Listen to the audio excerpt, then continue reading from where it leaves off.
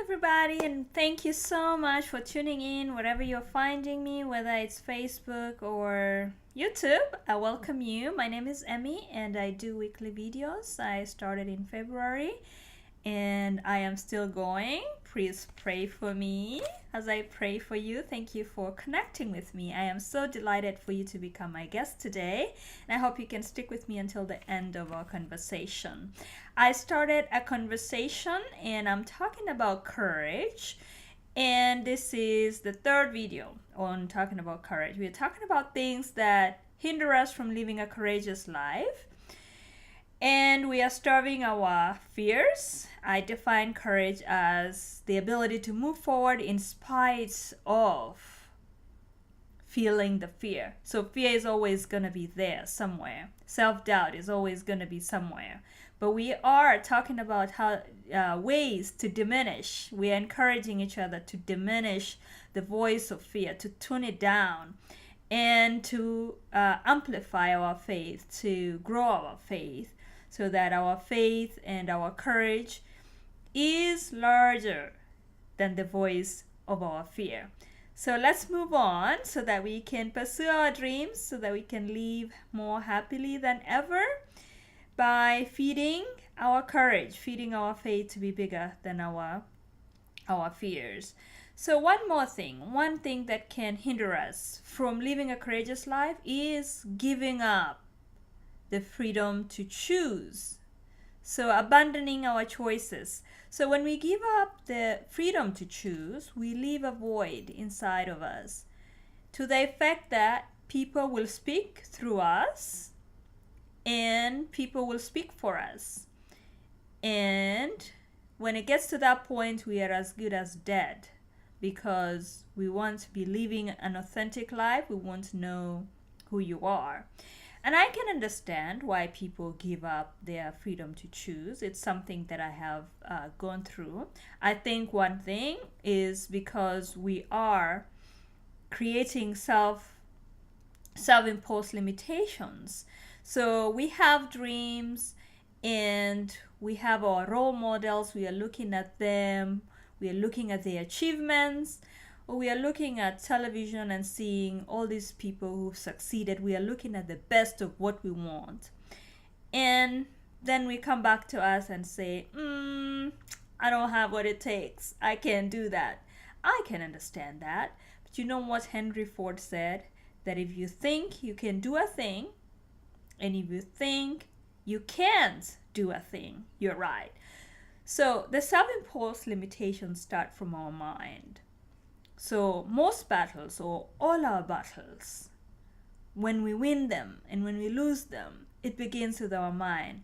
So we got to start saying, I can, yes I can, yes I can do that biology, yes I can do that math, yes I can succeed, yes I can run, yes I can, right?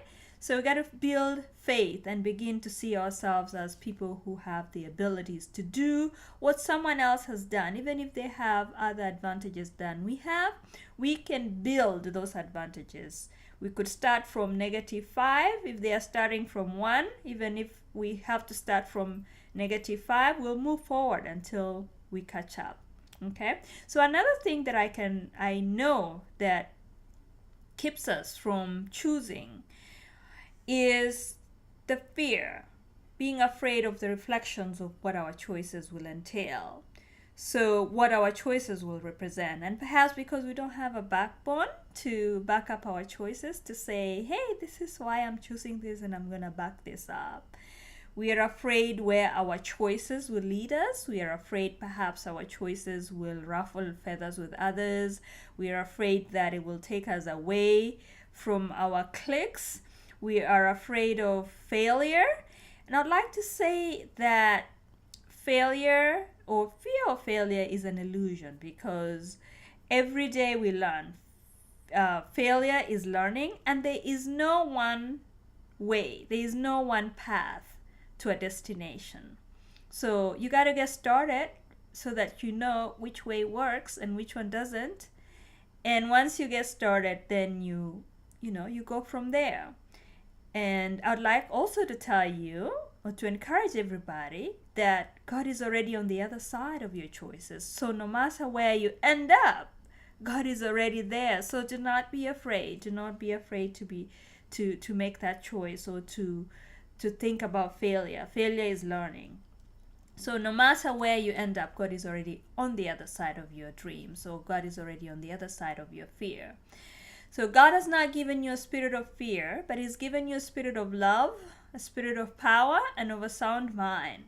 So if your choices are not coming from a place of love, if it's not coming from a place of power, and if it's not coming from a place of self-understanding, then there is a reason to fear, because that's where our choices should come from. If there's pain in your choices, and I don't mean the pain of discipline, some of our dreams require us to wake up at 3, and there is pain in that. That's good pain. I mean the pain of compromise values, the pain that feels like you're suffering. God's blessings does not come with painful toils. So if you're feeling the pain of compromised values, then there is reason to give up that choice that you made and make other choices. So life is a gift that we've been given, and I hope that you will choose to direct it. You will make choices, responsible choices, and that you will have the courage to choose, or you will build your courage to choose. When I completed high school, long time ago, I remember I applied for colleges, and I was accepted, I think, to 4 colleges. And I remember sitting down with my parents to chart my way forward. It just feels like it was yesterday, but it's been a while. And I remember what my mother said. She told me that wherever you choose, I will support you. And I'm about to make a very bold statement. For anybody who is going through a crossroads of choosing what to do, and it could be very important decision, I'd like to tell you that I can almost hear God saying, whatever you choose, I'm gonna be with you. Whatever you choose, I'm gonna support you. So God is with you. So do not be afraid to choose.